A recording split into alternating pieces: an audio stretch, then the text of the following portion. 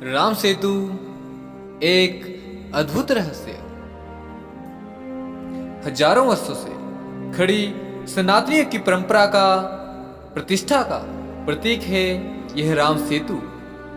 राम सेतु को वैज्ञानिकों ने सुपर ह्यूमन अचीवमेंट बताया है। एक अमेरिकी टीवी कार्यक्रम के प्रोमो में भारत में राम सेतु की राजनीति को 2017 में फिर से गरमा दिया था। अमेरिका के साइंस चैनल ने 11 दिसंबर को भारत श्रीलंका का जोड़ने वाले पत्थर के पुल राम सेतु पर कार्यक्रम का ट्विटर पर प्रोमो जारी किया। प्रोमो के मुताबिक राम सेतु के पत्थर और रेत पर किए गए टेस्ट से ऐसा लगता है कि मानो पुल बनाने वाले पत्थरों को बाहर से लेकर कहीं लाया गया था और 30 मील से ज्यादा लंबा यह पुल मानव निर्मित है।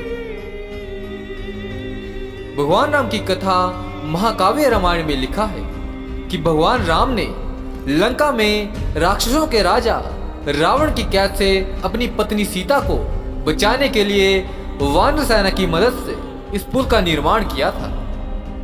भारत के अलावा दक्षिण पूर्व एशिया में रामायण बेहद लोकप्रिय है। हालांकि भारतवर्ष में कांग्रेस जैसी अधकचरे ज्ञान वाली पार्टियां राम सेतु को लंबे समय से काल्पनिक बताने के दुष्प्रचार में लगी हुई थी।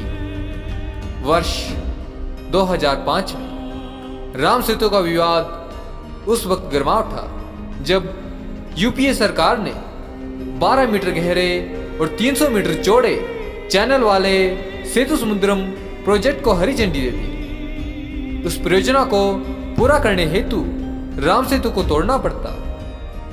2005 में जब इस परियोजना को मंजूरी दी गई तब इसके विरोध में मद्रास हाई कोर्ट में याचिका दायर हुई। बात सुप्रीम कोर्ट तक पहुंची, जहां केंद्र की कांग्रेस ने याचिका में कहा कि रामायण में जिन बातों का जिक्र है उसके वैज्ञानिक प्रमाण नहीं है। बाद में हिंदू गुटों के प्रदर्शन के बाद याचिका को वापस ले लिया गया। यह कांग्रेस सनातन धर्मों के हर सबूतों को मिटा देना चाहती है, ऐसा इनकी हरकतों से लगता है। प्रोमो में वैज्ञानिकों के टेस्ट का हवाला देते हुए कहा गया कि राम सेतु के पत्थर करीब 7000 वर्ष पुराने हैं, जबकि रेत 4000 वर्ष पुरानी है।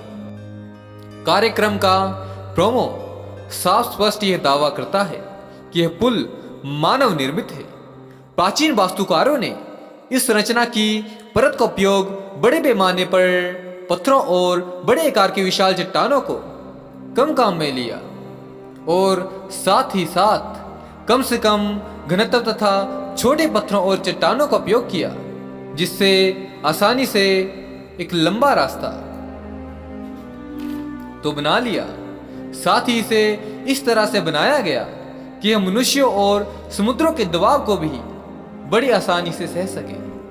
वैज्ञानिकों ने दावा किया है कि 15वीं शताब्दी में लोग इस पुल पर चलकर रामेश्वरम से मन्नार द्वीप तक जा सकते थे, लेकिन तूफानों ने इसे और गहरा कर दिया।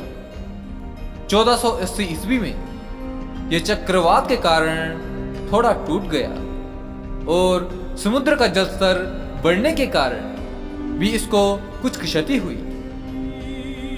पौराणिक ग्रंथों में वर्णित है कि राम सेतु बनाते वक्त इसे पूर्वी दिशा में ऊंचा रखा गया।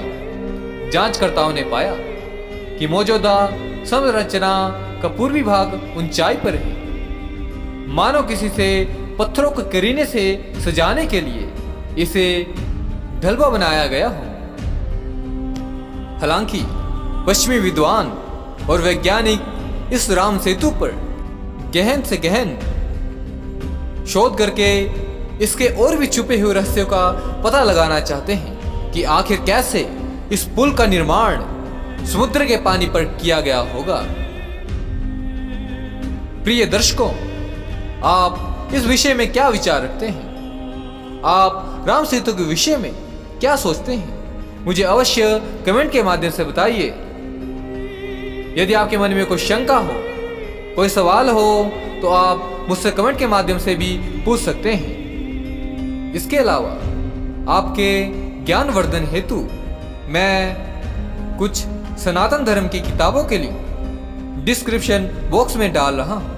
आप वहां पर जाकर चेक कर सकते हैं और खरीद सकते हैं। अब इसके साथ ही मैं अपने शब्दों को विराम देना चाहूंगा। जय माता दी।